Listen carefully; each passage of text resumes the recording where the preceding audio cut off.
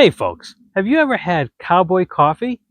I'll show you guys how to make it. It's really simple, really easy, and the best part is it's a smooth tasting coffee. So if you've never had it before, come on with me and let's give it a go. So what we have going on right now is I have the water in the cup. You can start to see maybe a little bit of steam, which means the cup is warming up. We want that. Now as it warms up, before it comes to a boil, we're going to add our coffee grinds.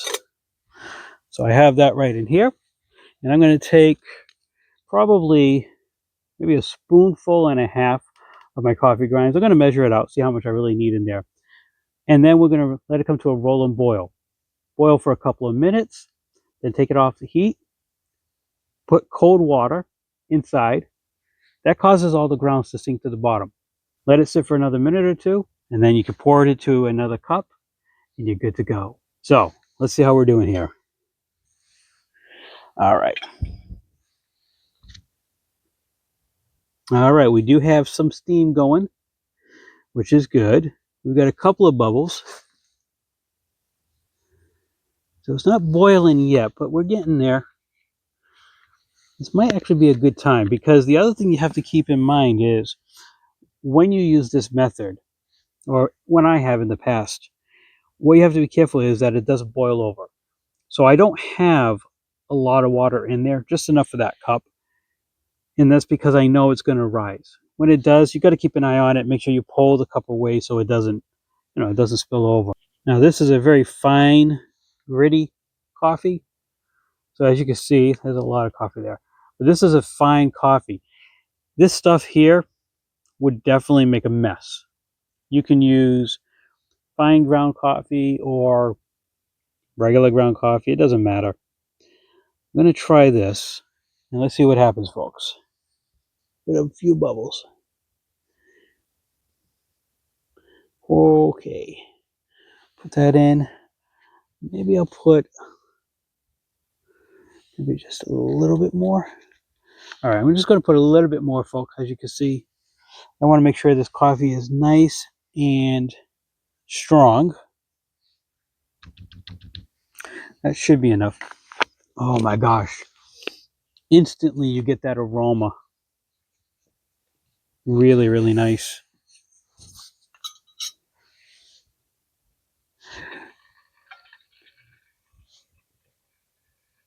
And you'll notice I didn't stir it. I could, but I'm just going to let all the coffee grinds do its thing inside of here. And again, it will start to boil.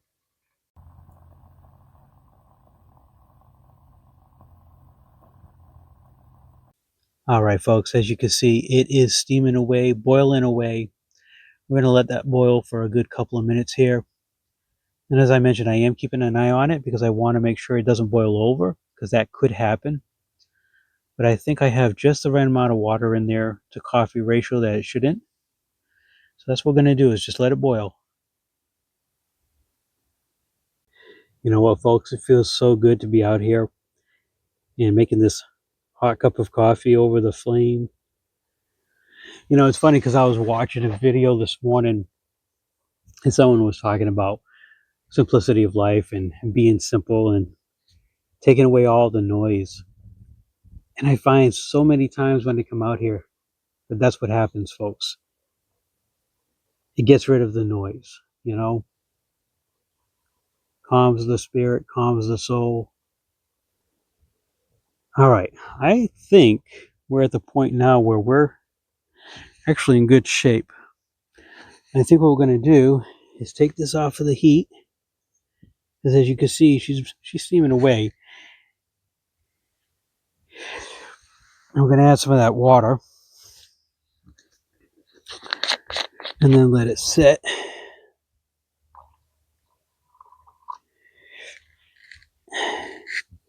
And I just added enough water to where that boil line was at.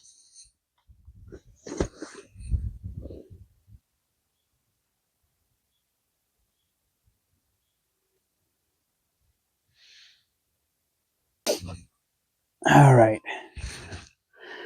So as I mentioned before, you had all the grounds. And as I pour this,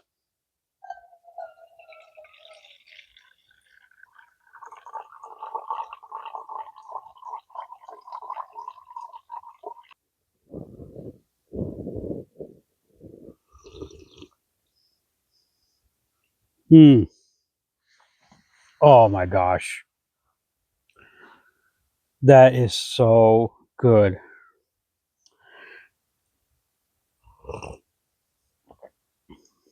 Oh. Whew. It's so smooth and delicious.